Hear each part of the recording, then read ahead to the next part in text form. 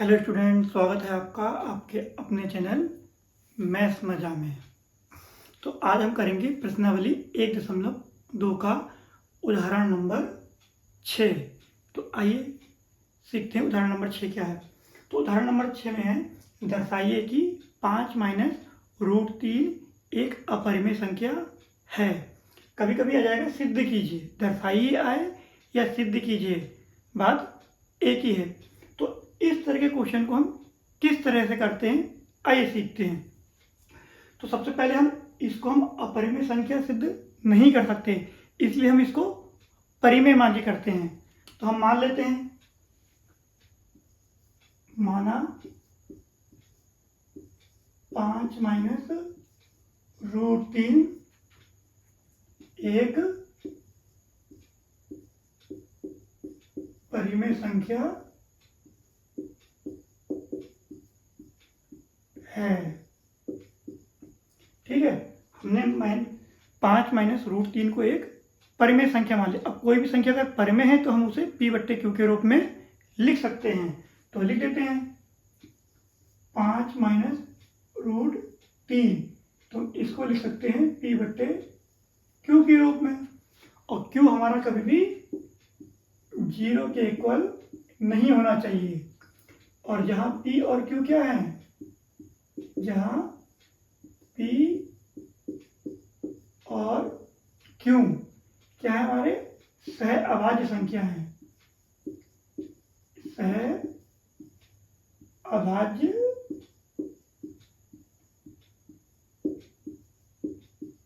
संख्या है। ठीक हो गया। अब देखिए, अब हम इसको कैसे करेंगे। अब इससे पहले जब हमने रूट 2 रूट 3 किया तो हमने स्क्वायर किया दोनों तरफ। अब इसमें स्क्वायर नहीं करते हैं, इसमें सिंपल फंडा है। क्या फंडा है, देखिए रूट 3 इधर माइनस का है, हम इसको इधर शिफ्ट कर देंगे 5। अब रूट 3 माइनस का है, अब माइनस वाली संख्या को जब हम बराबर के इधर ले आते हैं तो वो चिन्ह पलट जाते हैं। इधर माइनस का होगा तो इधर हो जाएगा प्लस का, जैसे माइनस है तो इधर हो जाएगा प्लस का। तो हम इसको लिख देंगे p/q प्लस रूट 3।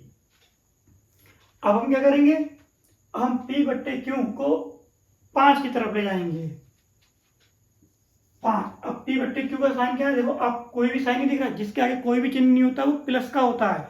तो p/q जो है प्लस का है।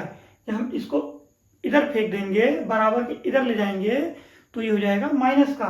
तो हम इसको लिख देंगे 5 माइनस p/q बराबर रूट 3।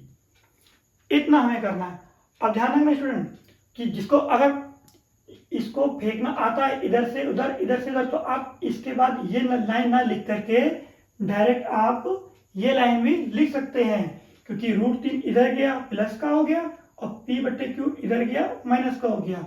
अब ये उन बच्चों के लिए जिनको थोड़ा समझने में दिक्कत होती है, तो इसलिए मैंने ये लाइन ऐड कर दी है। ठीक है। अब जो सारा खेल है वो अब इस लाइन का है। जो इस पूरे क्वेश्चन में आपको जो मेन समझने वाली लाइन है वो सिर्फ यही लाइन है। अब इसमें समझना क्या है, देखिए आपको मालूम है p/q क्या होता है, परिमेय संख्या होता है। और 5 भी क्या है आपका, ये भी एक परिमेय संख्या है। अब परिमेय संख्या से परिमेय संख्या जब भी आप घटाएंगे तो आपको परिमेय संख्या ही मिलेगी।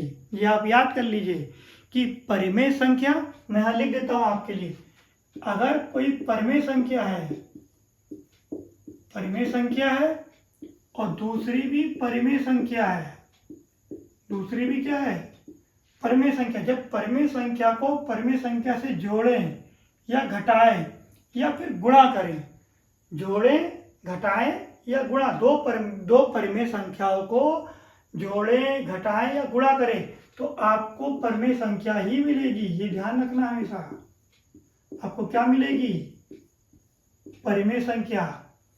जोड़े घटाएं या गुणा करें दो परिमेय संख्याओं के बीच में तो आपको परिमेय संख्या ही मिलेगी। भाग में भी यही चीज होती है, बस भाग में क्या होता है, हम 0 से भाग नहीं कर सकते। 0 को छोड़ के हम किसी भी परिमेय संख्या से किसी भी परिमेय संख्या को भाग करेंगे तो आपका आएगा परिमेय संख्या। ठीक हो गया। क्योंकि मीन अब देखिए कैसे, मान लो 5 है, इसमें से कोई परिमेय संख्या p/q, कोई परिमेय संख्या, कोई भी परिमेय संख्या ले ली, मान लो मैंने ले लिया 2, तो क्या मिलेगा आपको 3। 3 भी क्या है आपकी परिमेय संख्या है। ऐसी कोई भिन्न वाली संख्या, बट्टे वाली संख्या ले लो, या लो 3/2 ले लेता हूं मैं। अब इसको सॉल्व करेंगे, 2 पंजे 10 और 10 में से 3 गया 7, तो ये आएगा 7/2। तो 7/2 भी क्या है आपकी परिमेय संख्या है। तो इसलिए आप ध्यान रखना, किसी भी परिमेय संख्या से परिमेय संख्या को घटाएंगे तो आपको परिमेय संख्या मिलेगा। तो हम यहां लिख लेते हैं P/Q। P/Q क्या है परिमेय संख्या है, परिमेय संख्या है। तो आपकी क्या है 5 P/Q परिमेय संख्या है, तो 5 माइनस P/Q भी क्या होगी Q भी परिमेय संख्या है। ये मैंने आपको समझा दिया।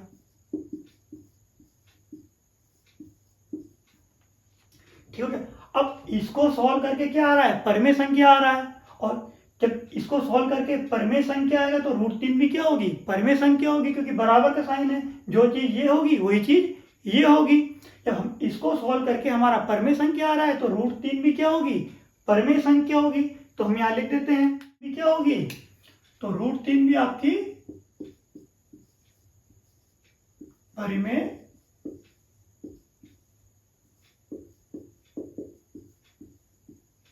संख्या होगी। अब जबकि इससे पिछले वीडियो में, पिछले वाले क्वेश्चन में हमने सीखा है कि √3 एक क्या है अपरिमेय संख्या है। हमने सिद्ध किया है वहां √3 क्या है एक अपरिमेय संख्या है। तो यहां से हमें सॉल्व करके तो क्या आ रहा है कि √3 एक परिमेय संख्या है, लेकिन √3 एक्चुअल में होती क्या है अपरिमेय संख्या। और अब यहाँ विरोधाभास हो रहा है ना एक, तो बस हम यहाँ लिख देंगे, जबकि √3 क्या है एक अपरिमेय संख्या है, अपरिमेय संख्या है। हमने यहां सॉल्व किया कि 5 माइनस P/Q परिमेय संख्या, तो ये भी परिमेय संख्या होगी, √3 भी परिमेय संख्या होगी। जबकि √3 क्या होती है एक अपरिमेय संख्या होती है, एक विरोधाभास हो रहा है, यानी कि जो हम लेके चले हमें वो चीज नहीं मिल रही है। तो इसका मतलब क्या है कि जो हमने माना है 5 माइनस √3 हमने माना है कि परिमेय संख्या है, इसका मतलब ये परिमेय संख्या नहीं है, ये क्या है अपरिमेय संख्या है। बस अब हम यहाँ पर स्टेटमेंट लिख देंगे। क्या स्टेटमेंट लिख देंगे, यह विरोधाभास, यह विरोधाभास हमें इस कारण प्राप्त हुआ है, क्योंकि हमने गलत कल्पना कर ली है। क्या कल्पना कर ली है कि 5 माइनस √3 एक परिमेय संख्या है। अतः फिर लास्ट में लिख देंगे, अतः 5 माइनस √3 क्या है एक अपरिमेय संख्या है। ये लाइन आपको हर क्वेश्चन में, ये लाइन तो हम हर क्वेश्चन में आपको सेम ही लिखनी है, बस जो नंबर होगा वो चेंज हो जाएगा। ठीक है, हमने यहाँ सिद्ध किया था कि ये क्या है परिमेय संख्या है, तो ये √3 भी परिमेय संख्या होगी, तो लिख दे √3 परिमेय। जबकि हमने सिद्ध किया है कि √3 क्या होती है अपरिमेय संख्या होती है, विरोधाभास हो रहा है, हम ला रहे हैं परिमेय संख्या और जबकि √3 होती है अपरिमेय संख्या, विरोधाभास हो गया। तो बस वही स्टेटमेंट लिख देना, ये विरोधाभास हमें इस कारण प्राप्त हुआ है कि क्योंकि हमने गलत कल्पना कर ली है कि 5 माइनस √3 एक परिमेय संख्या है, अतः 5 माइनस √3 क्या है एक अपरिमेय संख्या है। उम्मीद करता हूं आपको ये अच्छे से समझ में आ गया होगा। मेन लाइन जो आपको फोकस वाली लाइन है वो यही चीज है, बस इसको आप अच्छे से नोट कर लीजिए। आइए प्रश्नावली 1.2 का अंतिम उदाहरण यानी कि उदाहरण नंबर 7 करते हैं। उदाहरण नंबर 7 में क्या है कि दर्शाइए कि 3√2 एक अपरिमेय संख्या है। सेम वही प्रोसीजर करेंगे जो अभी हमने इससे पहले वाले क्वेश्चन में किया था। क्या कहता, अब इसको हम मान लेंगे परिमेय संख्या, यानी कि माना 3√2 एक परिमेय संख्या है।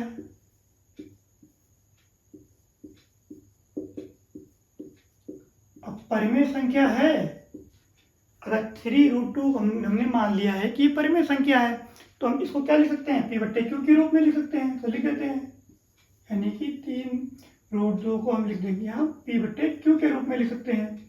और q हमारा क्या होना चाहिए, 0 के इक्वल नहीं होना चाहिए। और जहाँ p और q क्या है, हमारे सहअभाज्य संख्या है।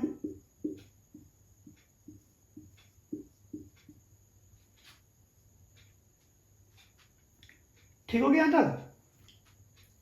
अब यहां देखिए 3√2 है, वहां पर प्लस माइनस में थे, यहाँ मल्टीप्लाई में है यानी गुणा में है।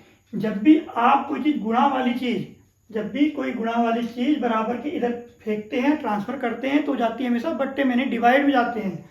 तो हम इसको लिख सकते हैं √2 बराबर p/q, और 2 का 3 कहाँ जाएगा, यहाँ पर चले जाएगा इसके बट्टे में, यानी कि 3 आ जाएगा इस तरह से। उम्मीद करता हूँ इतना आपको समझ में आ गया होगा। अब हम इसको अगर सही रूप में ढंग से लिख दें तो मैं इसको ये लिख सकता हूँ 1/3 डॉट यानी मल्टीप्लाई बट्टे q। इसको मैं इस तरह लिख सकता हूँ 1/3 गुणा, डॉट का मतलब होता है गुणा, गुणा p/q। अब इसको मैंने क्यों लिखा मैं भी बताता हूँ। अब देखिए p/q क्या है, एक परिमेय संख्या है। p/q क्या है, एक परिमेय संख्या है। और 1/3 भी क्या है, आपकी परिमेय संख्या है। जब परिमेय संख्या की परिमेय संख्या से गुणा करेंगे तो हमेशा परिमेय संख्या मिलता है। अभी मैंने आपको बताया था थोड़ी देर पहले। तो मतलब ये भी परिमेय संख्या है और ये भी परिमेय संख्या है। तो परिमेय संख्या की परिमेय संख्या से गुणा करेंगे तो क्या मिलेगा, परिमेय संख्या मिलेगा। आइए लिख देते हैं p/q। p/q क्या है, परिमेय संख्या है, परिमेय संख्या है। और 1/3 डॉट p/q भी क्या है, ये भी परिमेय संख्या है, परिमेय, ये भी परिमेय संख्या है।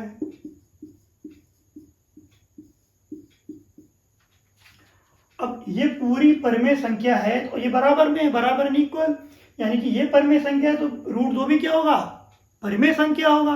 होगा कि नहीं होगा, तो वो लिख देते हैं। तो √2 भी क्या होगी,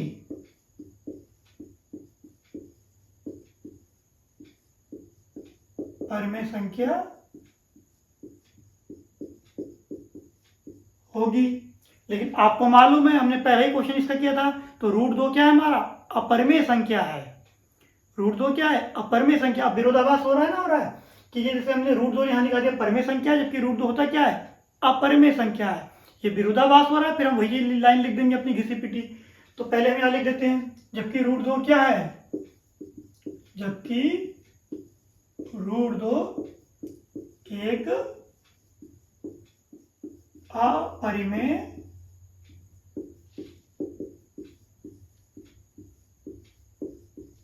संख्या है। अब यहाँ विरोधाभास हो गया, हम यहाँ सोल्व कर रहे हैं तो आ रही परिमेय संख्या, जबकि हमें मालूम है √2 क्या है, अपरिमेय संख्या। तो बस वही अपनी घिसी पिटी पुरानी लाइन लिख देंगे। यह विरोधाभास हमें इस कारण प्राप्त हुआ है क्योंकि हमने गलत कल्पना कर ली है कि 3√2 एक परमेय संख्या, अतः 3√2 एक अपरमेय संख्या है। वही लाइन लिख देंगे। यह विरोधाभास हमें इस कारण प्राप्त हुआ है क्योंकि हमने गलत कल्पना कर ली है। क्या गलत कल्पना की थी हमने कि 3√2 एक परिमेय संख्या है।